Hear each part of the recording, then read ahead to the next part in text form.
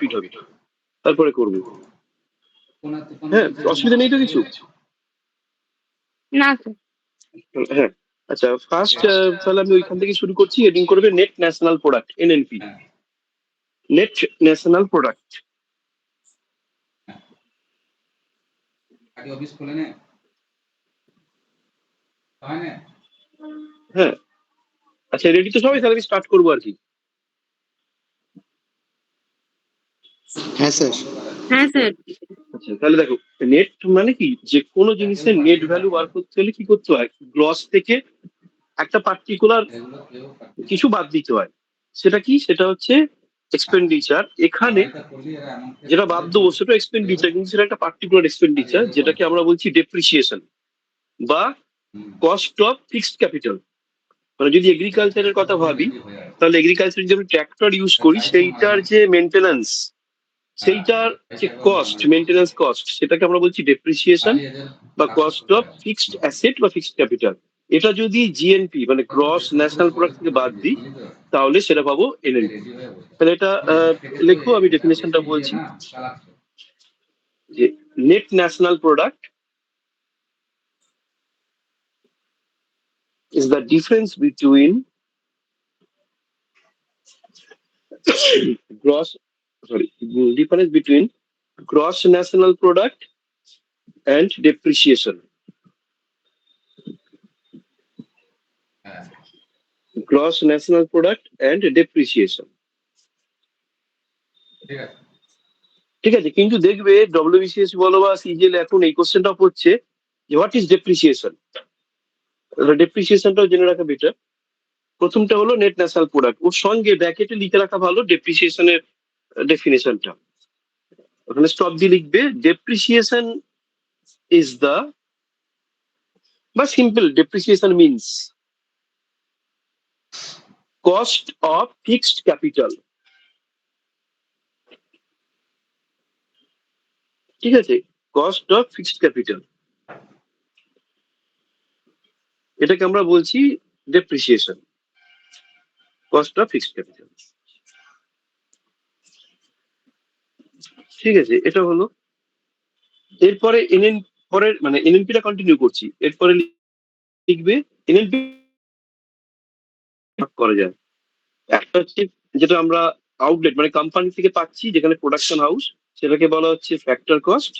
সেখানে definitely production house হচ্ছে মানে কোনো ট্যাক্স চার্জ হয় না।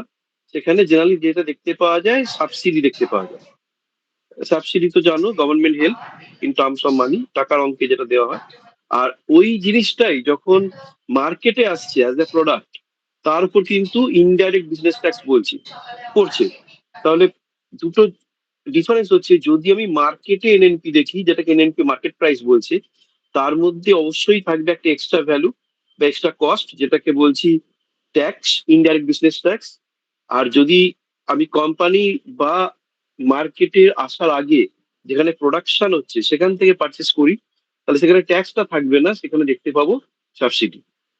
আচ্ছা, এটা হচ্ছে দুটো টাইপস। তাহলে লিখতে হবে যে NNP can be subdivided into types. NNP can be subdivided in two types. Number one, NNP factor cost.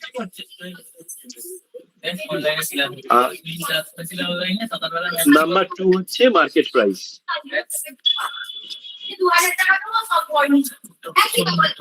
NNP market price আর NNP ফ্যাক্টর কস্ট। দেখো এমনি ক্লিয়ার তো? এবার আমি ডেফিনেশনটা বলবো। আচ্ছা, এবার এনএনপি মার্কেট কি বললেন? Market price, market price. আর ওইটা হচ্ছে ফ্যাক্টর কস্ট।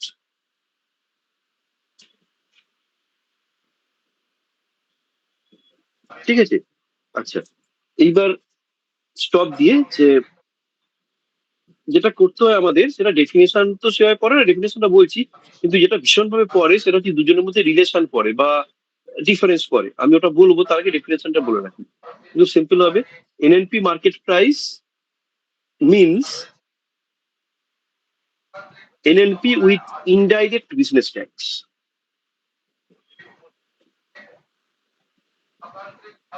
ঠিক আছে, NNP with indirect business tax, এটা হচ্ছে এনএনপি মার্কেট প্রাইস।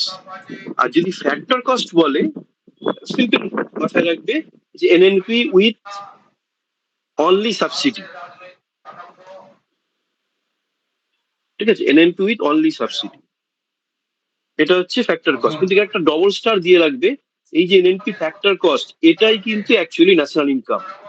আমাদের নিউমেরিক্যাল পড়ে না, কিন্তু যখন নিউমেরিক্যাল যদি পড়তো, কখনো কেউ যদি সেভাবে কোনো পরীক্ষা দাও যেখানে একটু বড় কোশ্চেন থাকবে ইকোনমিক্সে, তাহলে কিন্তু যেটা আমাদের এনআই হিসেবে বার করতে হয় সেটাই এনএনপি ফ্যাক্টর কস্ট।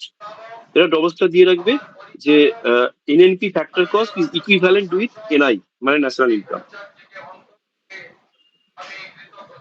ঠিক আছে,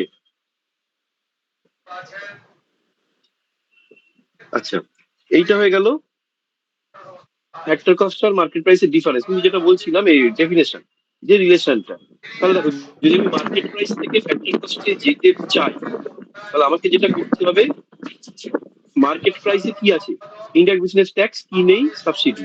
আর ফ্যাক্টর কস্ট ঠিক উল্টোটা, ওখানে ট্যাক্সটা নেই কিন্তু সাবসিডি আছে। তাহলে যদি এভাবে লিখি আমরা, আচ্ছা সবাই একটু লিখে রাখবে, আমি ইকুয়েশনটা বলছি, এইভাবে স্টার্ট করতে পারি যে NNP market price is equal two, আমি কলকাতায় না, ঠিক আছে, NNP market price is equal two, দেখছি যদি আমি তোমাদের ওই ইয়ে মতো লেখা যায় এটাতে, মেসেজের মতো করে, হ্যাঁ না এটা তো নয়। আচ্ছা আগে বলে রাখি, তারপর লেখাটা পাঠাচ্ছি। NNP market price is equal to NNP factor cost, কে কে আসবি NNP factor cost minus subsidy কে কে আসবি প্লাস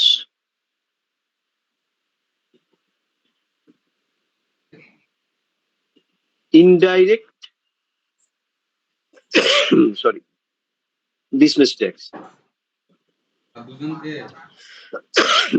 ইনডাইরেক্ট বিজনেস ট্যাক্স। ওটাই জানতে হবে। ঠিক আছে, এইটা কি আমরা বলতে পারি যে দুজনের মধ্যে রিলেশন। একবার রিলেশনটা দেখো, ওখানে কিন্তু একটা ক্লিয়ার আছে। অ্যাকচুয়ালি এখানে আমরা কি পাচ্ছি, ফ্যাক্টর কস্ট থেকে মার্কেট প্রাইস পেতে চলেছি। সেই জন্য দেখো অ্যাডজাস্টমেন্ট যেটা করা হয়েছে, যেহেতু মার্কেট প্রাইসটা পাচ্ছি, সেই জন্য অ্যাডজাস্টমেন্ট অনুযায়ী আমরা অ্যাড করেছি বিজনেস ট্যাক্সটা আর বাদ দিয়েছি সাবসিডি। যদি উল্টো হতো যে ফ্যাক্টর কস্ট পেতে চাইছি মার্কেট প্রাইস থেকে, তাহলে কিন্তু ট্যাক্সটা বাদ যেত, অ্যাড হতো সাবসিডি। দেখো বোঝা গেছে? হ্যাঁ স্যার।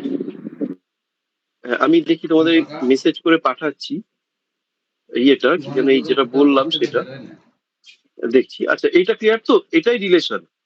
এবার অনেক সময় দেয় না যে which of the following is not correct বা কারেক্ট, সেখানে ইকুয়েশন গুলো দিয়ে দেয়, প্লাস মাইনাসটা কিন্তু ঘুরিয়ে ফিরিয়ে রাখে। ঠিক আছে, এটা খেয়াল করে আমাদের ভাবতে হবে যে কখন প্লাস হবে কখন মাইনাস হবে, কি মানে বিজনেস ট্যাক্সটা। NNP factor cost equal to NNP market price. হ্যাঁ বলো, ঠিকই হচ্ছে। মার্কেট প্রাইস, তাহলে কি বাদ যাবে, ট্যাক্সটা বাদ যাবে। ট্যাক্সটা বাজে মাইনাস ইনডিরেক্ট হ্যাঁ। বিজনেস ট্যাক্স, হ্যাঁ, আর যোগ কি হবে, সাবসিডি। সাবসিডি যোগ। যদি ফ্যাক্টর কস্ট জানতে চায়, আর যেটাই বললাম সেটা হ্যাঁ, যদি জানতে factor- চায়, হ্যাঁ ওটা তো তাহলে তো লিখেছি হ্যাঁ, factor as usual, cost. as usual, হ্যাঁ। আচ্ছা দেখো তো একবার যাচ্ছে, হ্যাঁ গেছে মনে হয়। একবার দেখো তো, একটা মেসেজ করেছি, লিখে গেছে কি? না আমি তোকে একটা কথা হ্যাঁ, বলি, স্যার, এসেছে। এই জায়গাটা ভুল হচ্ছে, হ্যাঁ হ্যাঁ, এই ওইটাই। জায়গাটা ভুল হচ্ছে। বিজেপির এই generative market price is equal two generative factor cost plus iBT minus subsidy, এইটাই হচ্ছে রিলেশনটা। এই ইকুয়েশনটা মাথায় রাখবে, এটা কিন্তু পরে বলি আমি যে কোনো পরীক্ষা, শুধু ডব্লিউবিসিএস না, যে কোনো পরীক্ষাতেই পড়ে। আচ্ছা, এটা তো গেল। এইবার যেটা বাকি আছে, ডিসপোজেবল ইনকাম অব্দি যেহেতু হয়ে গেছে, তাহলে অসুবিধা হবে না, পার ক্যাপিটাল ইনকামও হয়ে গেছে। আচ্ছা এরপর দুটো, আচ্ছা আমি রিয়েল জিডিপি বলে কিছু বলেছিলাম, রিয়েল বা নমিনাল না, বলা হয়নি বোধহয়। না, আচ্ছা না। ঠিক আছে, এটা একটাই কোশ্চেন কিন্তু তিন রকম ভাবে আসে। আগে কোশ্চেনটা বলে রাখি বা পয়েন্টটা বলে রাখি, হেডিংটা করবে জিডিপি, এটা জিএনপি দিয়েও কিন্তু পড়তে পারে। যদি জিএনপি দিয়ে পড়ে তাহলে আমি জিডিপি দিয়ে করাচ্ছি, তো শুধু জিডিপির জায়গায় জিএনপি লেখাটা হবে, আর কিছু চেঞ্জ হবে না। দিকে রাজীবদের নিজে ছোট কাকাকে জিডিপি ডিফ্লেটার ভালো করে বোঝ। কাকা বলে দেখো বাবু হলো ওর আন্ডারে আরএসএস একবার বলুন। রিয়েল জিডিপি ডিফ্লেটার, DEFLATUR, ডিফ্লেটার, ডিফ্লেট থেকে ডিফ্লেটার, কিন্তু ওদের ব্যাপার জিডিপি ডিফ্লেটার আরএসএস করে কমা দিয়ে রিয়েল অ্যান্ড নমিনাল জিডিপি, ওদের এইখানে এই তিনটে ডেফিনেশন আমাদের জানতে হবে। ওরা বাইরের লোক নেবে না, কারোই নেবে না, যার জিডিপি ডিফ্লেটার, তারপর হচ্ছে রিয়েল অ্যান্ড নমিনাল জিডিপি। বললাম বুঝতে পেরেছিস তো? তিনটে খুব সহজ, মানে একদমই ইজি, 3 লাইনে 3টে আনসার আছে। আমি শুনেছি আচ্ছা, ফার্স্ট যেটা বললাম জিডিপি ডিফ্লেটার। আচ্ছা, কোথাও তো যাবি না, ডিফ্লেটার মানে যেটা দিয়ে আমরা ভাগ করছি সেটাকে ডিফ্লেটার বলে। যাই তুই আমাকে আগে ডিফ্লেটারের ডেফিনেশনটা দিই। এটা কিছুই না, এটা একটা রেশিও। এবার কার সঙ্গে কার মধ্যে রেশিও না, ওই যে দুটো টার্ম বলেছি রিয়েল আর নমিনাল, এই দুটোর রেশিওই হচ্ছে জিডিপি ডিফ্লেটার। আমরা এইভাবে লিখবো, GDP ডিফ্লেটার is the ratio between nominal GDP and real GDP.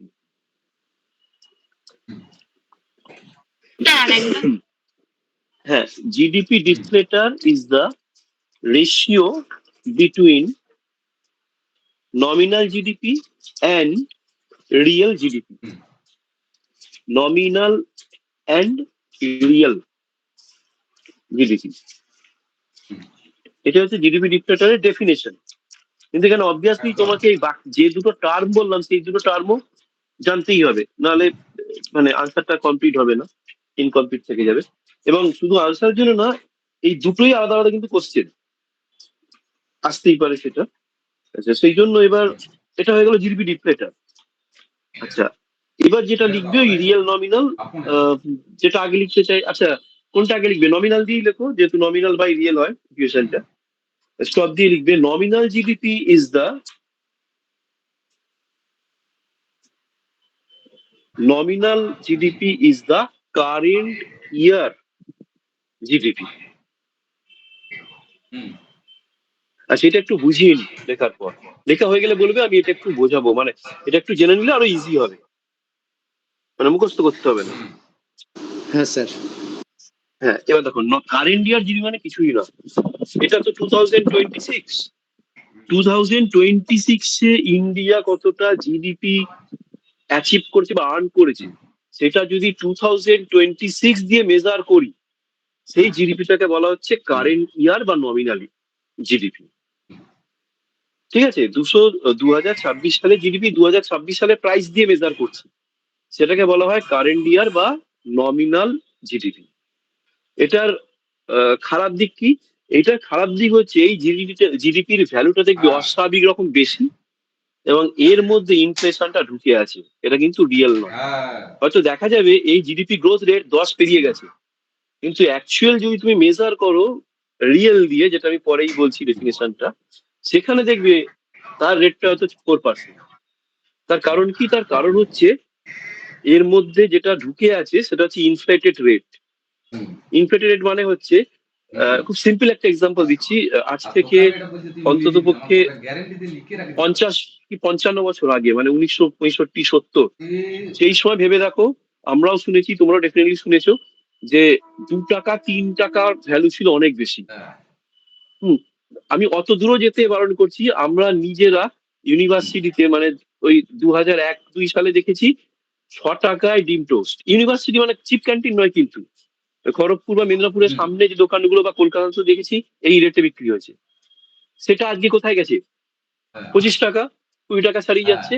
এইবার ওই সময়ে একজন যে কোনো লেভেলের অফিসার র্যাঙ্কে যে স্যালারি ছিল, আর আজকে দাঁড়িয়ে সেই স্যালারিটা দেখো কত বেড়েছে, অনেক বেড়েছে।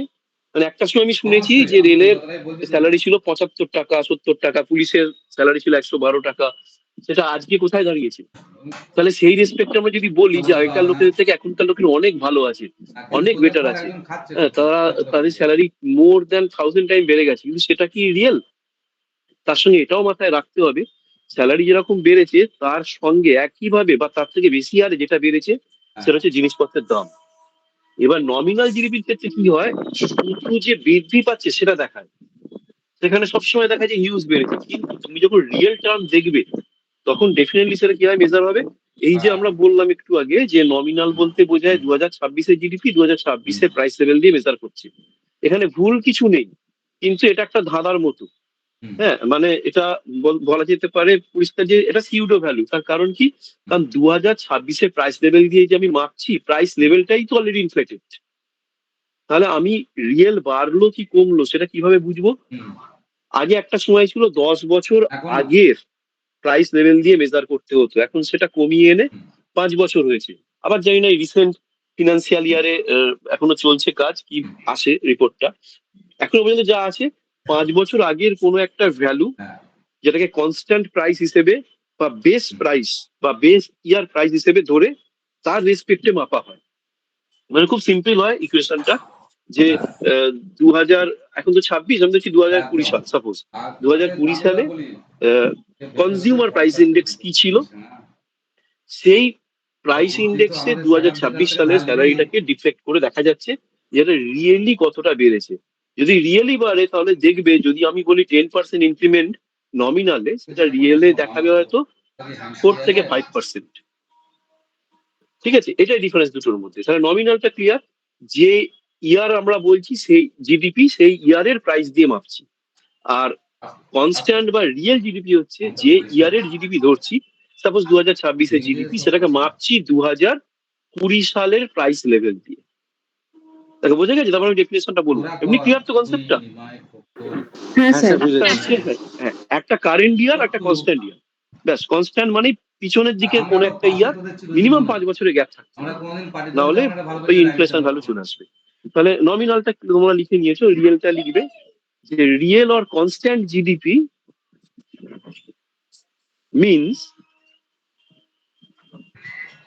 GDP, the value of already GDP পয়সা কাজ শুরু করে দিয়েছে আর তুমি বলছো which is estimated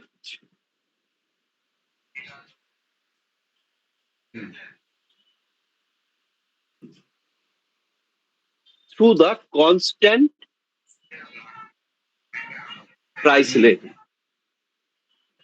or base BASE base year price level। Constant থেকে আরেকবার বলুন। হ্যাঁ, constant price level or base BASE base year price level। হ্যাঁ স্যার, ওই মাথা বাপের বল, ওটা তো সরকারি বল। price level। ঠিক আছে, আচ্ছা অনেক সময় একটা কোশ্চেন পরে, সেটা আরো সহজ যদি দেয়, আগে দিত আমি দেখেছি একটা সময়, তুমি খুঁজেও দেখবে আছে কোশ্চেনটা, বিশেষই আছে, যে ওই যেরকম আমরা বললাম ওই ডিফ্লেটার সেই টাইপের, যে what is the relation between GDP, real GDP and nominal GDP. ঠিক আছে, what is the relation between তোমাকে আমি একটা কথা বলে দিচ্ছি, রিয়েল তাদের লিখে রেখে দিতে জিডিপি পারো, অ্যান্ড বুঝে নমিনাল লিখে। জিডিপি। আচ্ছা, এটা একটু দেখে বলতে পারবে আর কিছু বলার আছে? কি হতে পারে? হ্যাঁ, আর ঘরে যে রাজীব দা, তবে থেকে তোমাকে বলি, আমি তোমাকে বলি, তবে থেকে ভোটার রেজাল্ট বেরিয়ে যায়, আমি ওকে ঘর থেকে বেরোতেই দিই। একদম মিথ্যা কথা বলি। আমি তোকে তো বলছি, আমি আমি এবার তোকে বলি, হ্যালো, আমি যদি দেখছি লাল গাড়ি শোনা নিয়ে যাচ্ছে? বেরোই, শোনা যাচ্ছে? হ্যালো, দুদিন আমি হ্যালো। হ্যাঁ স্যার। হ্যাঁ, আচ্ছা বলতে পারবে, মানে ওই অলরেডি ডেফিনেশনটা বলা আছে তাহলে ও তো বা রিলেশনটা বলা আছে, একটু দেখে বলতে পারবে যেটা লিখে এতক্ষণ যেগুলো লেখা থাকে ওর মধ্যেই লেখানো আছে, যে রিলেশনটা কি? সম্মানী লোক। দেখো, ওই যে ডিফ্লেটার বলেছিলাম ওর মধ্যে রিলেশনটা আছে, তাহলে এটা লিখতে পারো যদি একটু ঘুরিয়ে দাও, সাইডটা চেঞ্জ করলে রিলেশন পেয়ে যাবে। এভাবে স্টার্ট করতে পারো যে real GDP is equal two সেটা এবার ওকে ওকে রাজীবকে দিয়ে সরি নমিনাল জিডিপি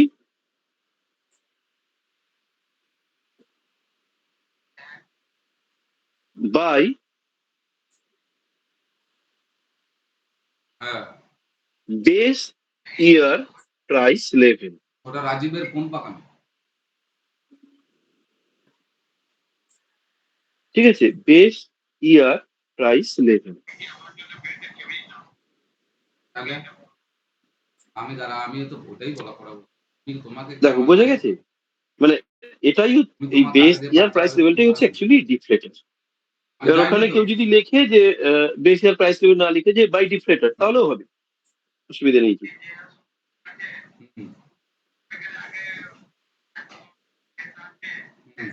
দেখো ক্লিয়ার হয়েছে এটা? Yes sir. আচ্ছা, তাহলে এইটা হয়ে গেল যে রিয়েল, নমিনাল, আর হচ্ছে যেটা আমরা বলছিলাম ব্যাপারটা যে সাংগঠনিক ওই ডিফলেটরটা। ব্যাপার বলতে পারবো না। ভোটের রেজাল্ট বেরোনোর পর ঠিক আছে, ক্লিয়ার তো এই পর্যন্ত? আচ্ছা, এইটা একবার দেখে রাখো তো যে হ্যাঁ ক্লিয়ার তো? একবার দেখে রাখো যেগুলো, হ্যাঁ একবার দেখে রাখো যেগুলো করালাম।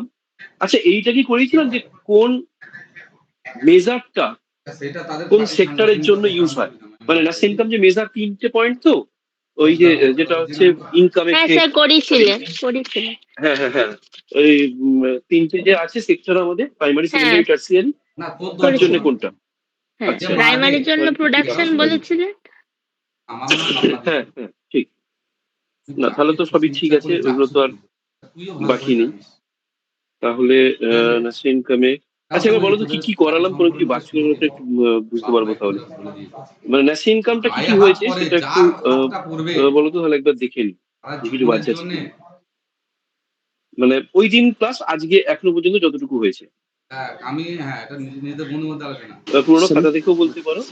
স্যার মেজারমেন্ট মেথডস হয়েছে, আমি তো আর definition of national income, income method, expenditure method, আর প্রোডাকশন মেথড, আর এইদিকে GDP, GNP, per capita income, ওই পিডিআই মানে পার্সোনাল ডিসপোজেবল ইনকাম, হ্যাঁ হ্যাঁ। আর আজকে নেট ন্যাশনাল প্রোডাক্টটার এইদিকে রিয়েল জিডিপি। আচ্ছা, আজকে যা যা হলো, আচ্ছা তাহলে কি বাকি গেছে? বাকি তো কিছু বোধহয় স্যার প্রথম দিন যেটা দিয়েছিলেন যে কি কি করাবেন ন্যাশনাল ইনকামের হেডে, সেটাতে যা যা লেখা ছিল সেগুলো সবই হয়ে গেছে। তাহলে ঠিক আছে, তাহলে একদমই ঠিক আছে। তাহলে তাহলে আমরা মানি মার্কেট ওই আইএফএস টা স্টার্ট করি। আচ্ছা 10টা অবধি করলে কারো অসুবিধা নেই তো? না স্যার। না স্যার। আচ্ছা তাহলে একটু হেডিং করে নেবে যে ইন্ডিয়ান ফিনান্সিয়াল সিস্টেম, এরকম ইন্টারেস্টিং। আচ্ছা এইটা আমরা একটু সময় নিয়ে করবো, কারণ এটা কিন্তু যারা ডব্লিউবিসিএস এর জন্য করছে বা যে কোনো পরীক্ষা লাগবে, বিসিএস এর স্পেশালি লাগবে। কারণ দেখবে এখনকার ইকোনমিক্স এর সিলেবাস কিন্তু মেনশন করে দেয়, মানে শুধু তো মানে প্রিলির জন্য তোমরা শিখছো না টোটালটা, এখানে দেখবে স্পেশাল রেফারেন্স উইথ আরবিআই বলে একটা পোর্শন থাকছে এখন। এখন না, অনেকদিন থেকেই থাকছে, প্রায় 2015 থেকে এটা স্টার্ট করেছে। এবার একটা ভালো অ্যামাউন্টের কোশ্চেন আসছে এই জায়গা থেকে। সেই জন্য যেটা করবে, হেডিং করবে ইন্ডিয়ান ফিনান্সিয়াল সিস্টেম, আইএফএস। ঠিক আছে, দেখো আইএফ শোনা যাচ্ছে তো? হ্যালো, হ্যাঁ স্যার। হ্যাঁ আচ্ছা, যেটা শুরু করবে যে ইন্ডিয়ান ফিনান্সিয়াল সিস্টেম খুব সিম্পল, আগে বলে রাখি তারপর লেখাবো। ফিনান্সিয়াল সিস্টেম মানে total financial system of India. সেখানে দেখবে দুটো মার্কেট থাকে, একটা হচ্ছে মানি মার্কেট, আর একটা হচ্ছে ক্যাপিটাল মার্কেট। ঠিক আছে, আচ্ছা মানি মার্কেটটা অ্যাকচুয়ালি কি নিয়ে থাকে? মানি মার্কেট হচ্ছে তার অ্যাপেক্স কি, মানে হেড কি? Obviously RBI, reserve bank of India. তার মানে রিজার্ভ ব্যাংক অফ ইন্ডিয়া যদি হেড হয়, তাহলে তার আন্ডারে কি কি থাকবে? ডেফিনেটলি সেখানে থাকবে হচ্ছে ব্যাংকিং সেক্টর গুলো, একটা থাকলো। আর কি থাকবে? তবে হ্যাঁ আমি নন ব্যাংকিং ফিনান্সিয়াল কোম্পানি, যেগুলো ব্যাংক নয় স্টুডেন্ট ক্যাপচার করা কিন্তু ব্যাংকের মতো কিছু সার্ভিস দেয়, এর বাইরে আমি কিছু সেগুলো থাকবে। আর যেটা থাকতে পারে কোঅপারেটিভ সার্ভিসেস থাকতে পারে। আগে আমরা কোঅপারেটিভ ব্যাংক কথাটা ইউজ করতাম, কিন্তু আমার ফ্যাসিলিটি সম্ভবত 2020 কি 18 সেখানে কিন্তু আরবিআই বলতে যে কোঅপারেটিভ ব্যাংক বলে কিছু নেই, কোঅপারেটিভ সোসাইটি বলতে হবে। কোনোদিন কিছু নিয়েও এই জন্য আমি কোঅপারেটিভ সোসাইটি আলাদা করে বলছি। দেখো, মানি মার্কেটে তাহলে তিনটে জিনিস থাকে। একটা হচ্ছে ব্যাংক রিলেটেড অর্গানাইজেশন, হ্যাঁ আর একটা ব্যাংক নয় অথচ ব্যাংকিং এর মতো, যেটাকে বলা হয় নন ব্যাংকিং ফিনান্সিয়াল ইনস্টিটিউশনস। আর একটা থাকে কি কোঅপারেটিভ সার্ভিস, মানে কোঅপারেটিভ গুলো থাকে। এটা এই তিনটে নিয়ে মানি মার্কেট। আচ্ছা, একটু লিখতে লিখতে যাও তো তাহলে সুবিধা হবে মনে রাখতে। তো তুমি লিখবে আইএফএস, ফুল ফর্ম তো জানো, শর্ট ফর্ম দিয়েও লিখতে পারো, Indian financial system is equal to money market plus capital market. গল্প করে ঘর বেরোবো। ঠিক আছে, লেখা হয়ে গেলে বলবে। 9:15 ফোন করছে ঘরে চলে গেছে। তাহলে ওটা দেখ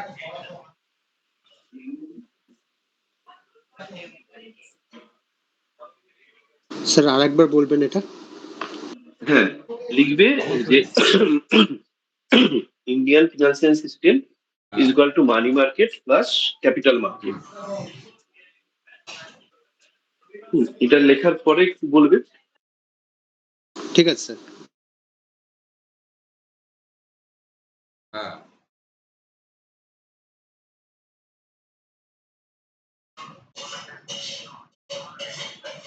জাল লাগে তারপরে এবার যেটা লিখবে এটা তো হয়ে গেল মানি মার্কেটের রেসপেক্টে লিখবে যে মানি মার্কেট কনসিস্ট অফ, আচ্ছা কনসিস্ট অফ না, সিম্পল ইকুয়েশন দিয়ে লিখো যে money market is equal two banking system plus non banking financial institutions plus cooperative services. কাউকে ধরে কিছু হবে না, তারা যেটা মানে সংগঠন স্যার একবার রিপিট করুন। নন একটা কথাই কারোর কথাই কিছু নন banking financial institutions plus cooperative plus banking system of India. আমি বলছি তো।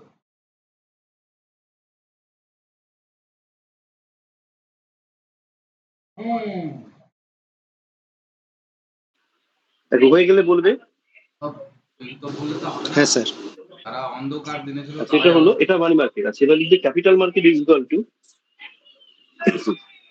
বললে হয় নাকি? তাহলে এতদিনের অত্যাচার হয় নাকি? আগে তোদের জমিগুলোকে কার বিনিময়ে করিমদের ছেলেদের কাছ থেকে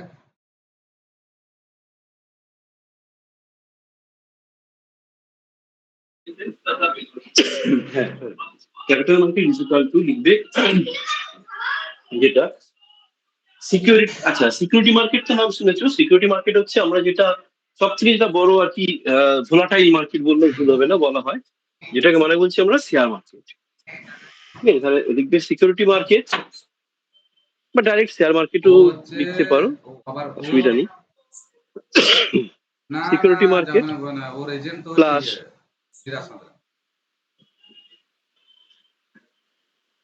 ডেভেলপমেন্ট ফিনান্সিয়াল ইনস্টিটিউশনস,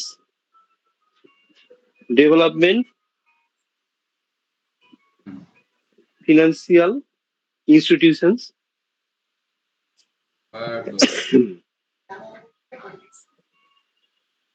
হ্যালো, শোনা যাচ্ছে কি? হ্যাঁ স্যার। হ্যাঁ স্যার। হ্যাঁ হ্যাঁ, হঠাৎ করেছিল এটা। ও আচ্ছা, ঠিক আছে, ঠিক আছে। হ্যাঁ, ডেভেলপমেন্ট ফিনান্সিয়াল ইনস্টিটিউশনস হলো। 100 বার। আর একটা হচ্ছে আমরা যেটা বলতে পারি যে কোথায় তোমাদের কীর্তন হচ্ছে? আদার্স কাদের ঘরে? ফিনান্সিয়াল ও আচ্ছা, হ্যাঁ যাও যাও কেন? ইনস্টিটিউশনস, ঠিক আছে, আমি কালকে সন্ধ্যাবেলায় যাচ্ছি যেটা একদম। Others financial institutions. হ্যাঁ হ্যাঁ। ও ঠিক আছে, এটা আমি জাস্ট এইভাবে পরীক্ষা করবো না, কিন্তু জাস্ট মনে রাখার জন্য করলাম, কারণ এরপরে অনেক ইজি ভাবে বলা যাবে প্রত্যেকটা পয়েন্ট। মোটামুটি আমাদের এটা মনে রাখতে হবে যে ক্যাপিটাল মার্কেটে যেটা হয় সেটা হচ্ছে যে একটা সিকিউরিটি মার্কেট হয়, এছাড়া যে বিভিন্ন যে ফিনান্স ইনস্টিটিউশনস গুলো হয় সেটা, আর যেটা হয় যে ইন্ডাস্ট্রিয়াল ডেভেলপমেন্ট মার্কেট, কিন্তু ওই আদার্স মানে ওর মধ্যে ইন্ডাস্ট্রিয়াল, ইন্স্যুরেন্স সব ঢুকে যাচ্ছে। ঠিক আছে, আচ্ছা এইটা হয়ে গেল টোটাল স্ট্রাকচার অফ আইএফএস। কিন্তু আমাদের ডিটেল স্ট্রাকচারটা জানতে হবে। এটা হচ্ছে অ্যাব্রাপ্টলি জানার জন্য। দেখো এইটা দেখে কোনো কোশ্চেন আছে, তারপর আমি একটা একটা করে ইন্ডিভিজুয়ালি ধরবো, দিয়ে তারপর যখন যাবো। পরে পরে এক্সপ্লেন করবেন তখন কি ডেভেলপমেন্ট ফিনান্সিয়াল ইনস্টিটিউশনটা হ্যাঁ বোঝাবেন, তাই সবগুলো তো? সবগুলো আচ্ছা। সবগুলো মানে যতগুলো বলছি সবগুলোর উপরই নোটস, সবগুলোতেই কোশ্চেন থাকবে। মানে one of the largest chapter আর কি আচ্ছা। ইকোনমিক্স। আমি এটা আগে চাইছি। এই চ্যাপ্টার শেষ হয়ে যাওয়া মানে জানবে তোমাদের 75% সিলেবাস কমপ্লিট ইকোনমিক্স। পুরো এই পুরো মানি মার্কেট, ফিনান্সিয়াল মার্কেট বলতে যা বোঝায়, মানি প্লাস ক্যাপিটাল, এটা ভালোভাবে হয়ে যাওয়া মানে তোমাদের 75% পুরোপুরি কমপ্লিট। এবার যেগুলো পড়ে থাকবে এগ্রিকালচারের একটা পার্ট, আচ্ছা আর হচ্ছে ইন্ডিয়ান ইকোনমিক্স একটা পার্ট। যদি ইন্ডিয়ান ইকোনমিক্স এগ্রিকালচার ইকোনমিক্স একই সঙ্গে চলবে প্যারালাল, মানে ওটা তো প্ল্যানিং এর মধ্যেই থাকে ডেটাগুলো, ওটা আলাদা করার কিছু নেই। আর যেটা পড়ে থাকবে এইটা হয়ে গেলে ওই যেটা বলছিলাম যে এগ্রিকালচার ইন্ডিয়ান ইকোনমি একসঙ্গে, ওর সঙ্গে আবার যেটা আমরা করি যে ফরেন যে সেক্টরস গুলো মানে এডিবি, যদিও এগুলো তোমরা জিকে থেকে, নর্মাল জিকে থেকে পেয়ে যাও, তবু একটু অন্তত ডিফারেন্স গুলো বলে রাখো। ওই আইডিআরডি, আইএমএফ, এই জিনিসগুলো আর কি, এগুলো একটু জানতে হয়। আর একটা নতুন জিনিস এবারে করাবো আমার মনে হচ্ছে কি, আমি জানি না এখান থেকে কোশ্চেন আসতে পারে, খুব চর্চিত বিষয়, সেটা হচ্ছে ফরেন রিজার্ভ বা ফরেন এক্সচেঞ্জ রেট। ঠিক আছে, এইটা হয়ে যাওয়ার পরে যেটুকু পড়ে থাকবে আর একটাই চ্যাপ্টার থাকে, যেটা খুব ইজি কিন্তু খুব ইন্টারেস্টিং। ওটা একটু শেষে দিয়ে করাবো, কারণ ওটা একটা একটা কি দুটো, একটা ক্লাসেই হয়তো হবে, বড় জোর দুটো ক্লাসে হয়ে যাবে। সেটা হচ্ছে ফিনান্স মানে ফিসকাল স্ট্রাকচার, যার মধ্যে ওই আমাদের আছে সেন্ট্রাল গভর্নমেন্টের রেভিনিউ, এক্সপেন্ডিচার, যার মধ্যে ট্যাক্স আছে, এইগুলো আর কি। ঠিক আছে, কিন্তু এই বড় চ্যাপ্টারটাকে কমপ্লিট করে নি। আচ্ছা, আমি এবার নতুন করে হেডিং করবে যে ইন্ডিয়ান মানি মার্কেট। প্রতিটা পয়েন্টে কিন্তু কোশ্চেন। আর এমনি যেগুলো করাচ্ছি ওখান থেকে আমার মনে হয় সাজেশন না করাই ভালো, কারণ একদম যেগুলো করাচ্ছি দেখবো ওইগুলো থেকেই কোশ্চেন তুমি পাবে। এখনই যদি প্র্যাকটিস করো বেশ কিছু কোশ্চেন দেখতে পাবে পরীক্ষায় পড়েছে আমাদের করানো জায়গা থেকে। আর যদি কিছু মনে হয় যেটা অসুবিধা হচ্ছে কমাবো, তাহলে অ্যাটলিস্ট আমাকে জানাবে। আর যদি ধরো আমার সঙ্গে হয়তো যোগাযোগ কোনোভাবে করে উঠতে পারছো, নিলয় স্যারকে জানিয়ে রাখবে, আমি ওখান থেকে উনি আমাকে প্রায় আমাদের মধ্যে কথা হয়, যেখানে আমি তাহলে জেনে যেতে পারবো যে কোনগুলো অসুবিধা হচ্ছে। কারণ এখন যে লেভেলের পরীক্ষা হচ্ছে, কোনোভাবেই কোনো কিছু সাজেস্টিভ কোশ্চেন ভেবে যাওয়াটা ঠিক হবে না, জিকে পোর্শনে অন্তত। আমার মনে হয় কোনো টপিকেই হয়তো করা উচিত হবে না, জিকে তো একেবারেই নয়। আচ্ছা, হেডিং করবে মানি মার্কেট ইন ইন্ডিয়া। ঠিক আছে, আচ্ছা আমি নর্মাল জিজ্ঞেস করছি, মানি মার্কেটের রিস্ক ফ্যাক্টর বেশি হয় টাকা রাখার ক্ষেত্রে বলছি, না ক্যাপিটাল মার্কেটে রিস্ক ফ্যাক্টর বেশি হবে? কোনটাই বেশি হয় টাকা রাখার ক্ষেত্রে? রিস্ক ব্যাপারটা কোথায় বেশি হয়? স্যার স্যার ক্যাপিটাল মার্কেটে। কেন বলতে পারবে কি কারণ? কারণ স্যার তোমার আনসারটা একদমই কারেক্ট। শেয়ারে ওঠানামার ব্যাপারটা যেহেতু রয়েছে।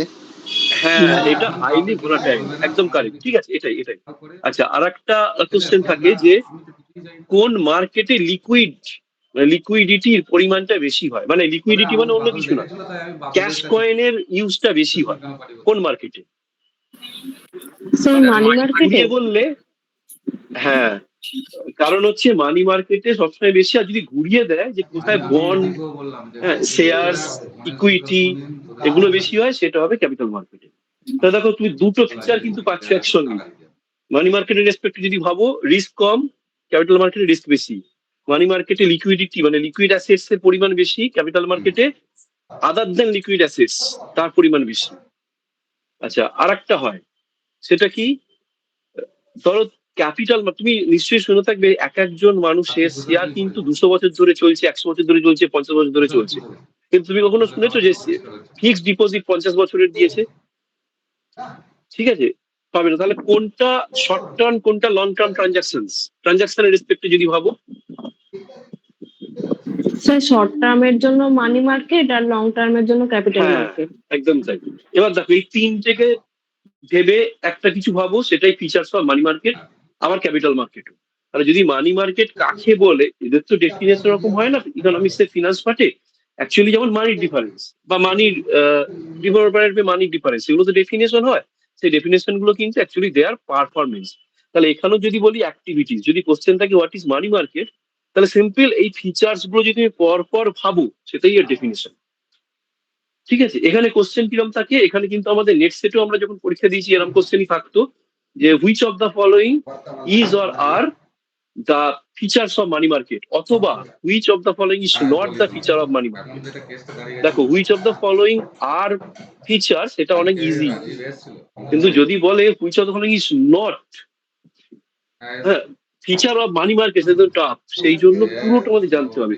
তাহলে মানি মার্কেটের ডেফিনেশনটাই ফিচারের মাধ্যমে বলবো, তাহলে এটা লিখতে পারো যে মানি মার্কেট অফ ইন্ডিয়া, হ্যাঁ ওটাই বলেছে। ঠিক আছে, মানি মার্কেট অফ ইন্ডিয়া কাকে পাঠিয়েছে, মানে এটা নিয়ে একটা বিরাট means তৈরি হয়ে যায়। এই জায়গাটায় চাইছিল তার থেকে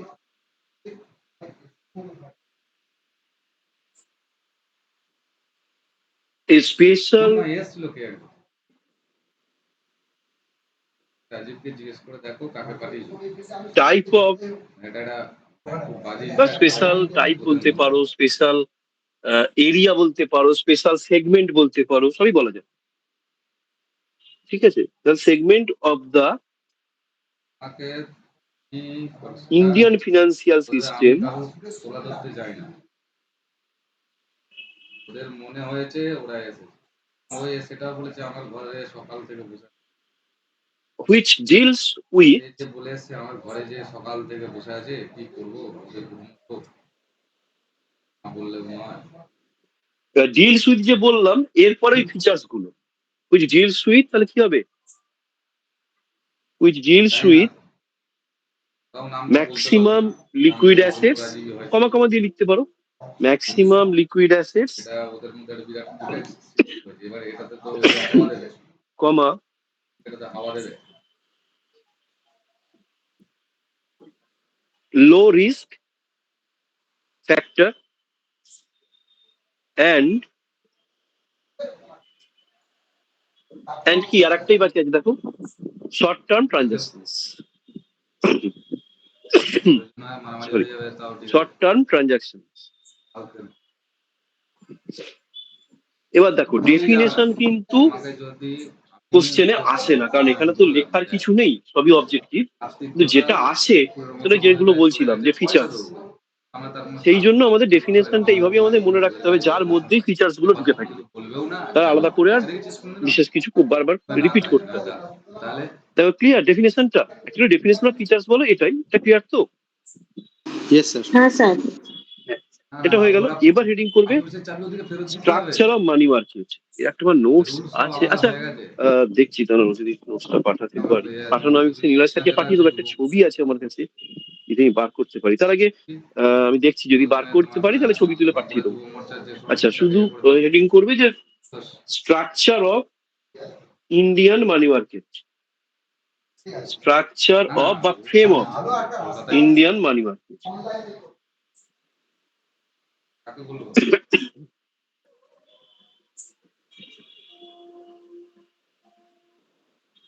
ঠিক আছে, আচ্ছা স্ট্রাকচারটা আমি একটু রাফলি বলে তারপর লেখাবো। দেখো খুব ক্লিয়ার ভাবে যদি আমরা দেখি, তাহলে হচ্ছে এইটা বলা যেতে পারে যে একটা মার্কেট যেখানে আরবিআই কন্ট্রোল করছে, যেখানে থাকবে রেগুলেটেড নন রেগুলেটেড এরিয়া, আচ্ছা যেখানে থাকতে পারে ব্যাংক নন ব্যাংকিং, আবার ব্যাংকের মধ্যে ভাগ হবে। সেই ভাগগুলো কি হতে পারে, ব্যাংক আমরা ক্লিয়ার জানি, সেটা হচ্ছে একটা দেখতে পাই যে যে রাষ্ট্রায়ত্ত ব্যাংক, ন্যাশনালাইজড ব্যাংক হতে পারে, বা আমাদের পাবলিক সেক্টর ব্যাংক, আর একটা হতে পারে প্রাইভেট ব্যাংক। আবার দেখো প্রাইভেট ব্যাংকেও কিন্তু আমরা ভাঙতে পারি, কিভাবে, একটা হচ্ছে ডোমেস্টিক প্রাইভেট ব্যাংক, যেরকম আইসিআইসিআই, অ্যাক্সিস, এগুলো। আবার যেটা আমরা পাই ফরেন প্রাইভেট ব্যাংক, সেখানে যেন নিশ্চয়ই এইচএসবিসি থেকে শুরু করে স্ট্যান্ডার্ড চার্টার্ড, এইগুলো।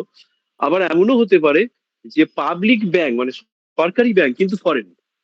যদি তোমরা খুব খেয়াল করে দেখো মাইনিউটলি দেখবে পার্ক স্ট্রিটে, ওটা পার্ক স্ট্রিটের কাছে, এই কি বলে কলেজটার নাম ভুলে যাচ্ছি, ওই ওটা যাই হোক, মনে পড়লে বলবো কলেজটার। ওর পাশেই আমি দেখেছি, দেখবে দেনা ব্যাংক আছে। দেনা ব্যাংক হচ্ছে সরকারি ব্যাংক ইন্ডিয়া, তার পাশে দেখবে একটা ব্যাংক আছে আরবিএল। আরবিএল এর ফুল ফর্ম কি জানো? ওটা কিন্তু সরকারি ব্যাংক, বিদেশি ব্যাংক কিন্তু সরকারি ব্যাংক। বলতে পারবে প্রায় মানে ফুল ফর্ম আরবিএল এর? আরবিএল হচ্ছে বাংলাদেশের ব্যাংক, সরকারি ব্যাংক, রত্নাকর ব্যাংক লিমিটেড। দেখো এটা সরকারি ব্যাংক কিন্তু ফরেন। যেমন আমাদের স্টেট ব্যাংক অফ ইন্ডিয়ার ব্রাঞ্চ পাকিস্তানের করাচি থেকে শুরু করে হ্যাঁ বিভিন্ন কান্ট্রিতে আছে, সেরকম আদার্স কান্ট্রির ব্যাংকও ইন্ডিয়াতে আছে। এবার এসবিআই কি ব্যাংক? ইন্ডিয়ার respected government public sector bank. সেরকম এটাও একটা ব্যাংক আরবিএল, যেটা বাংলাদেশের পাবলিক সেক্টর কিন্তু এখানে বিজনেস করছে। ঠিক আছে, এই টোটালটা হচ্ছে মানি মার্কেট। এর সঙ্গে আর একটা স্পেশাল এরিয়া যোগ হয়, যেটা আমি বলছিলাম তখন, কোঅপারেটিভ সার্ভিস, যেটা কিনা আবার দেখবে তিনটে ভাগে ভাগ হয়। একটা হচ্ছে সেন্ট্রাল কোঅপারেটিভ, আর একটা স্টেট কোঅপারেটিভ, আর একটা গ্রাস রুটে যেটা থাকে একদম তলায়, যেটাকে বলা হয় প্যাক্স। প্যাক্স হচ্ছে পিএসিএস, যেটা প্রাইমারি এগ্রিকালচার ক্রেডিট সোসাইটি। আচ্ছা আমি লেখাবো প্রত্যেকটা পয়েন্টই ডিটেলসে লেখাবো, জাস্ট একটু বলে রাখছি এখন। আচ্ছা এবার এখানে একটা মজার ব্যাপার হচ্ছে, সেন্ট্রাল কোঅপারেটিভ মানে কিন্তু সেন্ট্রাল বা ওই লেভেল না, বরঞ্চ স্টেটের থেকে নিচে, ডিস্ট্রিক্ট লেভেল। ঠিক আছে, ডিস্ট্রিক্ট লেভেল কোঅপারেটিভ কে বলা হয় সেন্ট্রাল কোঅপারেটিভ। স্টেট কোঅপারেটিভ তো আমরা জানি, আর যেটা একদম গ্রাসরুটে কাজ করে, লোন দেওয়া নেওয়া এগুলো, সেটাকে বলছি আমরা প্যাক্স। আচ্ছা এছাড়াও একটু আগে আমি একটা কথা বলেছিলাম, খেয়াল করে দেখবে, এনবিএফআই বা NBFC, non banking financial companies. আচ্ছা এর কোন এক্সাম্পল দিতে পারবে? ব্যাংক নয় কিন্তু ব্যাংকের কিছু কিছু সার্ভিস এরা দেয়, এমন কোন এক্সাম্পল যার কিন্তু অ্যাডভার্টাইজমেন্ট হয়, নিউজ পেপারে দেখো, টিভিতে দেখা যায়, এফএম এও শোনায়। কোন এক্সাম্পল আছে যেটা এনবিএফআই বা এনবিএফসি? জানো কিন্তু, খেয়াল করে দেখো। মুথুট হ্যাঁ গোল্ড, হ্যাঁ হ্যাঁ হ্যাঁ, ঠিক ঠিক। তারপরে এইরকম সব। হ্যাঁ হ্যাঁ, আরেকটা পুরো আছে, ওই পুরো এমডি আছে, মন্নপুরম হ্যাঁ হ্যাঁ, হ্যাঁ হ্যাঁ আর ঠিক। গ্রিহাম, আমাদের হ্যাঁ। গ্রাস রুটে পুরো বিল্ডিংটাই তো এনবিএফসি তে ভর্তি। ও আচ্ছা আচ্ছা, অনেক যাবো তখন মাঝে একবার, যাওয়া হয়নি অনেকদিন অবশ্য। হ্যাঁ এইগুলোই অ্যাকচুয়ালি এদের ব্যাংকের সঙ্গে নন ব্যাংকের ডিফারেন্স কি? আচ্ছা এটা একটা কোশ্চেন, খেয়াল করে বলতে পারবে? জাস্ট আমি বলে দেবো আনসার, না বলে একটু ভেবে বলতে পারবে একটা পয়েন্টে? একটাই পয়েন্ট হবে আনসার, যে একটা ব্যাংক নয় কিন্তু ব্যাংকের কাজ করে, তাদের মধ্যে মেজর ডিফারেন্স কি? একটা পয়েন্ট দিয়ে যদি বলতে বলা হয়, মানে ওয়ান লাইনার এবং একটা পয়েন্টে আনসার হবে। ভেবে দেখো, পারবে ডেফিনেটলি। ব্যাংকে টাকা জমা দেওয়া এবং তোলা যায়, এনবিএফসি তে সেটা করা যায় না, অ্যাকাউন্ট খোলা না যায়। এনবিএফসি কিন্তু জমা দেয়। আর একটা পয়েন্ট আছে, ইউনিক পয়েন্ট, যেটা শুধুমাত্র ব্যাংকই পারবে, আর কেউ পারবে না টিল নাও, যেটা একমাত্র ব্যাংক পারে। খেয়াল করে দেখো, আমাদের সবার কাছেই সেটা আছে, অ্যাটলিস্ট যাদের অ্যাকাউন্ট আছে তাদের কাছে থাকবেই। ইউজ করে কি করে না, দ্যাট ইজ ডিফারেন্ট ইস্যু, কিন্তু থাকবে। এখানে যেটা হয়েছে, ওদের যখন এবার কমিটি তৈরি দেখো হবে, যে কোনো ব্যাংক, যদি সেটা ব্যাংক হয়, সে প্রাইভেট, পাবলিক, বিদেশি ব্যাংক কি domestic, whatever, they have power to issue the cheque. Active না, আমাকে অ্যাক্টিভ হতে হবে। তারা চেক ইস্যু করতে পারে। কিন্তু যদি কোনো ব্যাংক না হয়, সে আজ যাই করুক, সে জীবনে কখনো চেক ইস্যু করতে পারবে না। সে কি করবে? স্টেট ব্যাংকে চেক দেবে, কিন্তু সে নিজে থেকে চেক ইস্যু করতে পারে। ঠিক আছে, এটাই হচ্ছে মেজর ডিফারেন্স, যে bank can issue a cheque, but non banking financial companies can't do that. আচ্ছা এটা তো হলো। এবার আমি তাহলে মানি মার্কেটটা ডিটেলসে বলছি। এটা লেখাচ্ছি, এটা ফাইনাল নোটস এর মতো, বা তোমরা নোটস পেয়ে যাবে। তোমরা যেটা করো, এটা রানিং নোটস এর মতো লিখে রাখো, শুধু পয়েন্ট গুলো। ঠিক আছে, স্ট্রাকচার অফ মানি মার্কেট বলে বলতে পারো। ডেফিনেশনটা তো ক্লিয়ার হয়ে গেছে, এবার স্ট্রাকচারটা দেখবে। Money market consists of major two বলবো, আচ্ছা থ্রি বলি, মেজর থ্রি হেডস। তাতেই তাদের সমস্যা তৈরি হয়ে যাচ্ছে, বুঝতে আচ্ছা পেরেছো? বুঝতে না পারলে কিন্তু প্রতিটা পয়েন্ট আমাকে জিজ্ঞেস করবে, কারণ এই চ্যাপ্টারটা হচ্ছে মোস্ট ইম্পর্টেন্ট চ্যাপ্টার যে কোনো কম্পিটিটিভ এক্সামের জন্য।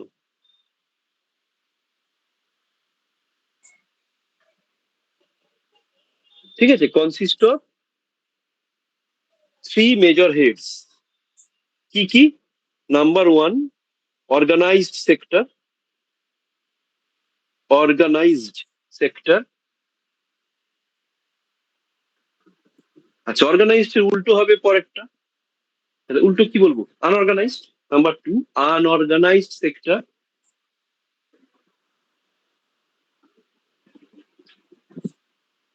জানেন তো আমাদের ঘরের ভাই ভাই কোন আর দলটা? নাম্বার 3 হচ্ছে বুঝেছেন? Cooperative sector. ভাই ভাই কোন দলটা? তার মধ্যে পড়েছে। এটা ফার্স্ট লাইন হয়ে গেলে বলবি আমি সেকেন্ড লাইনে যাব। হ্যাঁ স্যার। আবার যতদিন আচ্ছা এটা হয়ে গেল ফার্স্ট লাইন। আচ্ছা একটা কাজ করি, সব থেকে সহজ দিয়ে শুরু করি, কোঅপারেটিভ দিয়ে শুরু করছি। হেডিং করবে কোঅপারেটিভ মানে সেক্টর। রাইভ্যালরিটা এতটা আছে।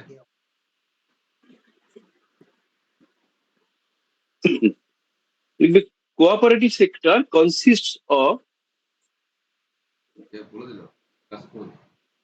কমা কমা দিয়ে লিখতে পারো, তিনটে নাম হবে। স্টেট, আমি একদম হায়ারার্কি মেনটেন করে বলছি, ঠিক আছে? স্টেট কোঅপারেটিভ, এরা টপ লেভেল। তারপরে মিডিল লেভেল যেটা বা ইন্টারমিডিয়েট লেভেল যেটা district cooperative or central cooperative. District cooperative or central cooperative sector বা সোসাইটি। কালের আমি যে নেতাকে বিশ্বাস করে যে কথাটা বলবেন ঘুরিয়ে দেখবেন আর থার্ড হচ্ছে আমি সিনেমার মতো জিনিস এগুলো। PSCS, PACS, primary agriculture credit society. Primary agriculture credit society, PACS বা পিএসসিএস। আপনি ঘরে শুনে ছোট কাগজ বলতে পারেনি। এটা হয়ে গেল কোঅপারেটিভ স্ট্রাকচার। আমি স্ট্রাকচার গুলো বলছি, পরে যে ডিটেলস নিয়ে ডিসকাস করবো। আচ্ছা এটা ক্লিয়ার তো? দেখতে Yes, পাচ্ছি sir. সিনারিওটা আমি তো তাদের সঙ্গে বসছি। আচ্ছা এইবার হেডিং করবে কোনটা করি, আনঅর্গানাইজডটাই আমাদের বেটার, কথাই শোনো। সহজ আর কি। ঠিক আছে, হেডিং করবে আনঅর্গানাইজড সেক্টর, আনঅর্গানাইজড সেক্টর।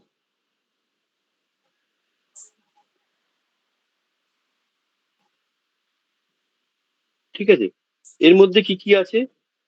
এর মধ্যে যেটা আছে নাম্বার 1 মানি লেন্ডার, মানে আমরা যাদের ওই মহাজন বলতাম, এখনো আছে কিন্তু, হয়তো ওয়েস্ট বেঙ্গলে সচরাচর দেখা যায় না, কিন্তু আছে, গ্রামের মধ্যে আছে, কলকাতাতেও আছে। চলে যেতে হবে না তারা একটু অন্যভাবে, হয়তো তারা দেখবে সোনার দোকান খুলে বসে আছে, তুমি কিন্তু তার খুব একটা কাস্টমার পাবে না, কিন্তু দেখবে প্রচুর পরিমাণে তার বাড়ির, মানে তাদের দেখে মনে হয় যে খুব বিশাল বড় ব্যবসা। অ্যাকচুয়ালি ব্যবসাটা হচ্ছে মানি লেন্ড করা, মানে অনেক সময় বন্ধকি কারবার বা অনেক সময় টাকা দেয় কিন্তু এরা শোধ দিতে পারে না বন্ধক রেখে, অথবা যে লোনটা, লোন মানে কি টাকা চেয়ে নেয় তার থেকে দ্বিগুণ হারে টাকা তারা তুলে নেয়। যদিও ওয়েস্ট বেঙ্গলের বাইরে এর প্রচলন অনেক বেশি, যেটা ভীষণ ভাবে দেখা যায় যে গরিব মানুষদের কাছ থেকে টাকা নিয়ে নেওয়া, বা তার হয়তো লোন দিয়েছে 10,000 টাকা, বলছে 30,000 টাকা হয়ে গেছে, ফেরত দাও। ফাড়ি দিচ্ছে আমিও দেখেছি। এই যারা মানি লেন্ড করে এদের যেটা বলা হয়, আমরা চলতি ভাষায় জমিদার বা ওই মহাজন বলে থাকতাম আগে এক সময়। নিশ্চয়ই প্রচুর বাংলা সাহিত্যে আমরা এরকম পরিচয় পেয়েছি। এটা ফার্স্ট ক্যাটাগরিটাই হচ্ছে এটা, মানি লেন্ডার। তারপর যেটা হচ্ছে নাম্বার 2 নন ব্যাংকিং ফিনান্সিয়াল ইনস্টিটিউশনস।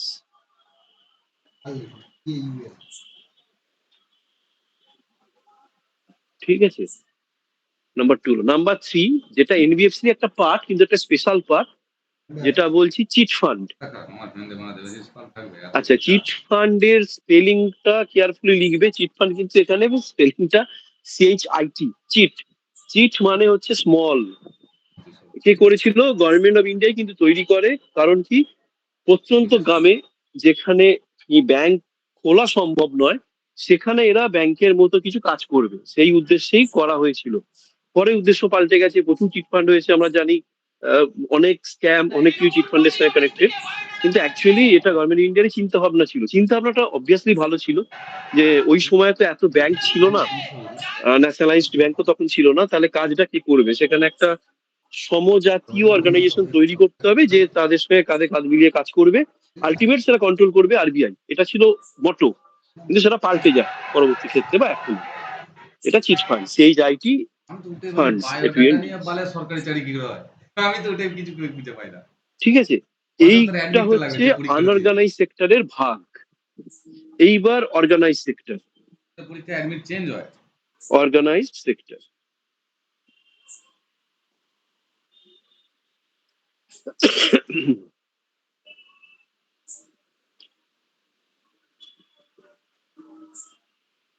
দেখো অর্গানাইজ সেক্টর অনেক ভাগ আছে, হেডিং করবো organise sector.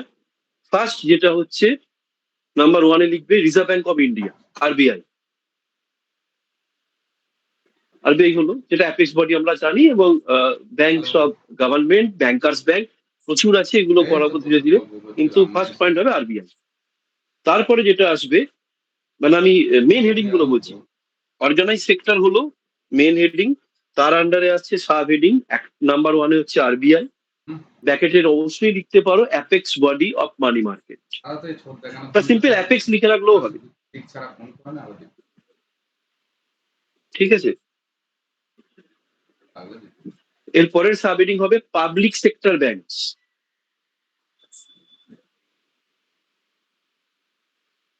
Public sector banks, আচ্ছা। পাবলিক সেক্টর ব্যাংকের আন্ডারে আবার স্মল এবি লিখতে পারো, ওর ভাগ আছে। পাবলিক সেক্টর ব্যাংকটাকে আমরা এইভাবে ভাগ করতে পারি, ওর আন্ডারে বলছি। নাম্বার 1 লিখতে পারো এসবিআই গ্রুপস, মানে স্টেট ব্যাংক অফ ইন্ডিয়া, ওরা যে গ্রুপসটা আছে এসবিআই গ্রুপস। আর নাম্বার 2টা লিখতে পারো আদার্স ন্যাশনালাইজড ব্যাংকস, মানে আদার দ্যান এসবিআই, ঠিক আছে। আদার দ্যান এসবিআই বলতে যেটা আমরা বলতে চাইছি আর কি, যে ধরো পিএনবি ওই সময়কার, এখন তো মার্চ হয়েছে, আমি মার্চের ব্যাপারটা আসছি না, নর্মাল পিরিয়ডেরটা বলছি, যেখানে পিএনবি দেখতে পাই, ইউকো ব্যাংক দেখতে পাই, bank of India, Indian bank, Indian overseas bank, এইগুলো আর কি, ব্যাংক অফ বরোদা, এইগুলো। নাম্বার 2টা হলো মানে পাবলিক সেক্টর ব্যাংকের মধ্যে হলো এসবিআই গ্রুপস, আর একটা হচ্ছে আদার ন্যাশনালাইজড ব্যাংকস, ইনক্লুডিং যেটা একটু আগে বলছিলাম foreign banks, including foreign bank.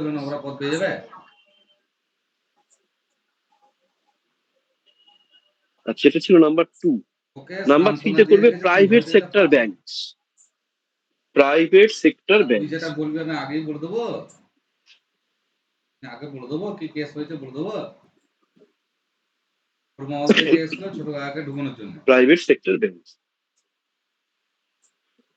আচ্ছা, এটার আবার দুটো ভাগ হবে প্রাইভেট সেক্টর ব্যাংক। আচ্ছা, তোমার আমি লিখছো তো হেডিং গুলো? হ্যালো, হ্যাঁ স্যার। Yes, sir. হ্যাঁ, আচ্ছা। যদি খুব মনে হয় স্পিডে বলছি বলবে, আমি সেভাবে করবো। তাহলে এবার হেডিংটা যেটা করবে private sector bank. Private sector ব্যাংকের আন্ডারে ফার্স্ট যেটা করবে স্কেডুলড, মানে অ্যাকচুয়ালি স্কেডুলটা নিউ টার্ম, কিন্তু আমরা যেটা ইংলিশ বলি শিডিউলড আর কি, schedule and non schedule banks, বা স্কেডুলড and non schedule banks.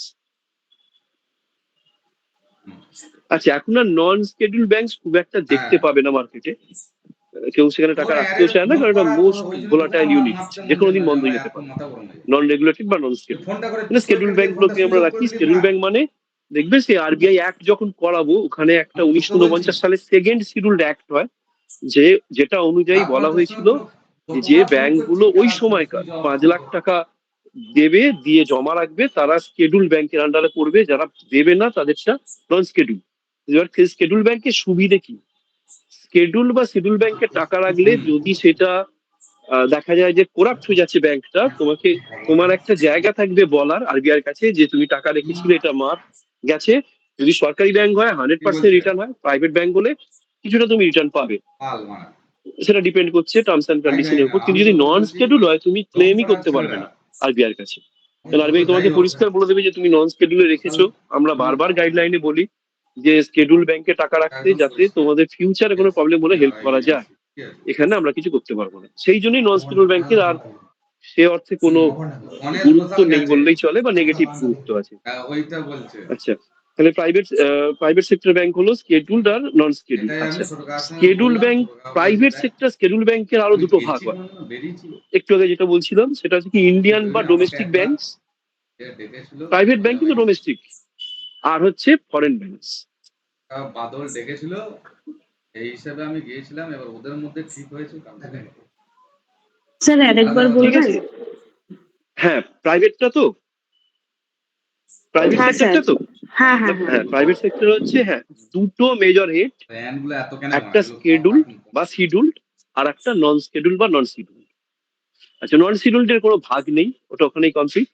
Scheduled এর দুটো ভাগ, একটা হচ্ছে ইন্ডিয়ান বা ডোমেস্টিক ব্যাংকস, যেগুলো আমাদের নিজস্ব ইন্ডিয়ান যে ব্যাংকগুলো আছে, প্রাইভেট, আর হচ্ছে যেগুলো ফরেন ব্যাংকস যেমন স্ট্যান্ডার্ড চার্টার, ঠিক আছে, এইচএসবিসি, এইগুলো মানে Hong Kong Shanghai banking corporation, HSBC, এইগুলো হচ্ছে ফরেন ব্যাংকস।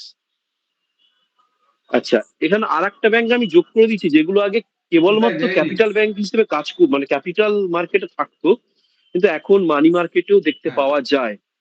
সেটা লিখে দিই, সেটা লিখবে আদার্স একটা হেডিং হবে যে development banks, development banks. Example কি হতে পারে? আইডিবিআই, ঠিক আছে, আইডিবিআই তো ফুল ফর্ম জানো, industrial development bank of India, IDBI, SIDBI etcetera.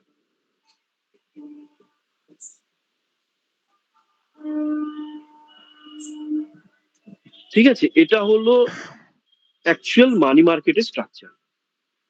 এবার ভেবে দেখো এর বাইরে তুমি যা পাবে সেগুলো মানি মার্কেট আর বলা যাবে না, সেগুলো ক্যাপিটাল মার্কেট, অথবা বলতে পারো দুটোতেই আছে, ডুয়াল মার্কেট, ক্যাপিটাল মার্কেটও দেখতে পাওয়া যায় আবার মানি মার্কেটও দেখতে পাওয়া যায়। যেমন তুমি আইডিবিআই, এসআইডিবিআই দেখবে ক্যাপিটাল মার্কেটও অনেকটা জায়গা জুড়ে আছে, মানি মার্কেটও আছে, ক্যাপিটাল মার্কেটও আছে। এসবিআই, দেখো এসবিআই কিন্তু আমরা সবসময় মানি মার্কেট, কিন্তু এই যে এসবিআই লাইফ, ঠিক আছে, এটা কি, এটা তো অ্যাকচুয়ালি এক প্রকার ইন্স্যুরেন্সের এরিয়া, এগুলো কিন্তু আবার আছে ক্যাপিটাল মার্কেটের পার্টি। আচ্ছা, ক্লিয়ার? দেখো, ইয়েস স্যার। হ্যাঁ স্যার। আচ্ছা, এই পর্যন্ত যে করালাম এটা হয়ে গেল মানি মার্কেটের স্ট্রাকচার। ঠিক আছে, বোঝা গেছে? দেখো অসুবিধা নেই তো? না স্যার। ঠিক। হ্যাঁ, আচ্ছা, দেখি নেক্সট বৃহস্পতিবার বোধহয় করে দিতে পারবো, ফ্রি থাকবো সম্ভবত। তাহলে নেক্সট ক্লাসটা নেক্সট থার্সডে রাখবো। নিলয় স্যার আছেন? হ্যালো, হ্যাঁ, নিলয় স্যার আছেন? ও অলরেডি টাকা খেতে শুরু করেছে। হ্যালো, তাহলে দাঁড়াও এক সেকেন্ড, নিলয় স্যারের সাথে কথা বলিনি, যদি বৃহস্পতিবার বা যে যে ব্যাচটা হবে মানে যে দিনটা উনি বলবেন তাহলে সেই দিনটা স্যার আমি তোকে কথা বলে নেওয়া যাবে। কেসটা শেষকালে কি হবে জানিস তো? হ্যাঁ, নিলয় স্যার আছেন? হ্যালো,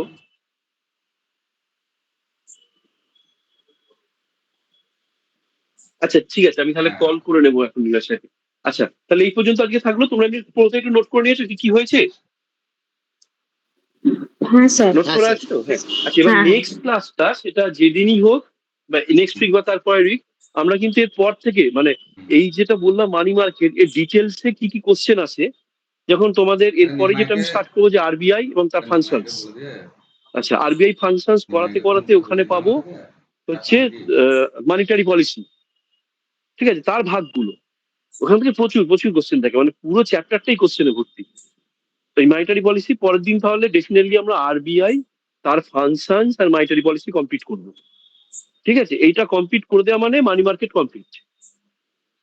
ঠিক আছে, নেক্সট ডে তাহলে মানি মার্কেটের পার্টটা হবে, তারপরের ডেটে ক্যাপিটাল মার্কেটের পার্টটা হবে। ক্লিয়ার তো? দেখো, ঠিক আছে স্যার। হ্যাঁ স্যার। আচ্ছা, ঠিক একটা আছে। জিনিস করবে, হ্যাঁ থ্যাংক ইউ, একটা জিনিস করবে তোমরা এর মাঝে যেটা দেখবে, দেখে রাখতে পারো এই যে চ্যাপ্টারটা হয়ে গেছে ন্যাশনাল ইনকাম, মানে লাস্ট কয়েক বছরের কোশ্চেন, সেটা সিজিএল হোক বা ডব্লিউবিসিএস হোক, শুধু ন্যাশনাল ইনকাম দিয়ে কি কি পড়ছে চেষ্টা করবে, যদি এমন কোনো কোশ্চেন পাও যেটা আমি পড়িয়ে গেছি কিন্তু ডিটেলসে তোমাদের জানা নেই, তাহলে সেই কোশ্চেন গুলো নোট করে তুমি ডাইরেক্ট আমায় পাঠিয়ে দিতে পারো, অথবা নিলয় স্যারকে পাঠাতে পারো, উনি যদি আমায় দেন আমি তাহলে সেটা রেডি করে ওইগুলো নিয়ে ডিসকাস করে দেবো সময়ের ফাঁকে ফাঁকে। ঠিক আছে, যেহেতু এই তো শেষ হয়েছে তাহলে তুমি আরো ক্লিয়ারলি মনে থাকবে আর কি জিনিসটা।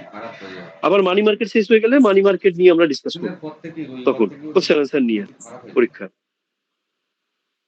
কারণ দেখো মানে শুধু ধরো আমি বলে গেলাম তোমরা লিখলে বুঝলে সবই ঠিক আছে, কিন্তু যদি কোশ্চেনের সঙ্গে রিলেট না করতে পারি না, দেখবে 2 মাস পরে আবার মনে হবে নতুন, মানে আবার নতুন করে স্টার্ট করতে হবে। ওই জন্য কোশ্চেন নিয়ে প্র্যাকটিসটা আমাদের চালিয়ে যেতে হবে আস্তে আস্তে, মানে চ্যাপ্টার শেষ হবে ওই রিলেটেড কোশ্চেন প্র্যাকটিস করবে, রাখবে পাশে, দিয়ে বারবার ওটাকে দেখা। না, তোমরা যদি এমনি পেয়ে যাও ভালো, নাহলে বলবে, আমি কিছু কোশ্চেন মানি মার্কেটের উপর কিছু কোশ্চেন দিয়ে দেবো চ্যাপ্টারটা শেষ হওয়ার পরে। আর দেখি যদি আমি ডাউনলোড করতে পারি শুধু ন্যাশনাল ইনকামের উপর এমসিকিউ, তাহলে আমি পাঠিয়ে দিচ্ছি তোমাদের। ঠিক আছে? দেখো, আচ্ছা স্যার। হ্যাঁ স্যার। ঠিক আছে, ঠিক আছে, তাহলে নীলাস কি প্রেজেন্ট আছেন এখন? Hello, hello. আচ্ছা, তাহলে ক্লোজ করলাম আজকে। ঠিক আছে? আমি দেখি নীরজ স্যারকে ফোনে কল করে নিচ্ছি। ঠিক আছে স্যার, গুড নাইট স্যার। ঠিক আছে, গুড নাইট। হ্যাঁ, good night to all of you. Good ঠিক। নাইট। কারণ হ্যাঁ। ওই এক মুসলিমকে ধরলি তো মুসলিম খেপে